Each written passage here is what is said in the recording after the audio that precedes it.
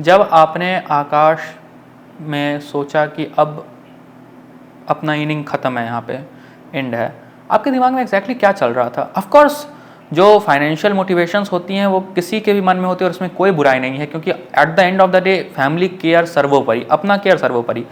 लेकिन और भी मुझे लगता है कि 10 साल किसी भी इंस्टीट्यूशन को देने के बाद तो सिर्फ फाइनेंशियल मोटिवेशंस नहीं होती हैं, और भी अलग अलग मोटिवेशंस होती हैं। तो एग्जैक्टली क्या वैसा वजह था जो आपको आकाश से दूर कर दिया? देखिए, मेरा अपना मानना है कि ये थोड़ा सा ऑर्गेनाइजेशन में हम गए, ऑर्गेनाइजेशन ने हमको बहुत कुछ दिया, बट हर एक की अपनी एक्सपेक्टेशन होती है। जो हमको मिलता है उससे हम हमेशा ज़्यादा एक्सपेक्ट करते हैं, तो मैं किसी को ब्लेम भी नहीं कर सकता कि भाई, या नहीं करना चाहिए कि मुझे ये हो गया होता। बट हमेशा जब आप एक समय पे काम करते हैं तो एक समय के बाद आपको लगता है कि भाई आप रिकॉग्नाइज नहीं किए जा रहे हैं, आपको वैल्यू नहीं दी जा रही है, ऐसा मन में आता है। लेकिन ऑर्गेनाइजेशन के अपने अपने कंस्ट्रेन होते हैं।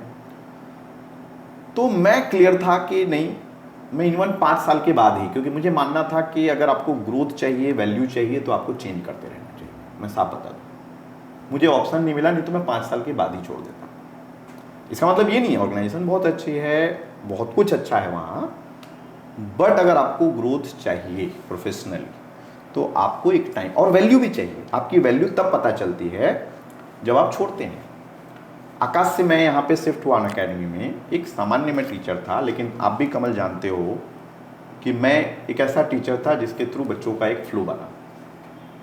तो वहाँ के जो आकाश के जो टॉप टीचर भी जो माने जाते थे या जाते हैं, वो भी उतने बच्चे को मोबिलाइज नहीं कर सकते थे।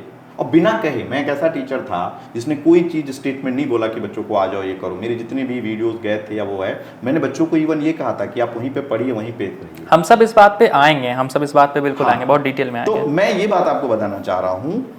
तो एक टीचर की वैल्यू ऑर्गेनाइजेशन में भी, ऑर्गेनाइजेशन अपने तरीके से आकलन करती है और किया होगा, बट मुझे लगता है कि एक समय के बाद जब आप 5 साल हो, एक समय हो, और हर एक अपना रिस्क लेने की एपेटाइट होती है। मेरी रिस्क लेने की एपेटाइट बहुत ज़्यादा थी, तो मुझे 5 साल पहले भी ऑप्शन मिला होता तो मैं निकलता।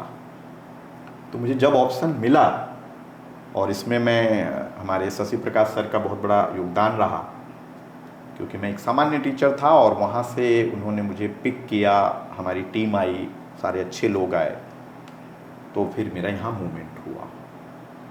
तो मतलब मैं कोई बहुत ज़्यादा ऑर्गेनाइजेशन के प्रति इस तरह नहीं था, ना मेरे अंदर कोई नाराज़गी, ना मेरे को कोई वैसा। प्रोफेशनल ग्रोथ के लिए आपको करना पड़ेगा, ग्रोथ ओरिएंटेड माइंड की वजह से। बिल्कुल सिंपल सी बात यह है, क्योंकि ऑर्गेनाइजेशन ने हमको सिखाया। आज पता चलता है हम एक टीचर बने तो उसकी वजह से बने, बट ग्रोथ भी चाहिए एक टाइम के बाद, ये सारी चीज़ें।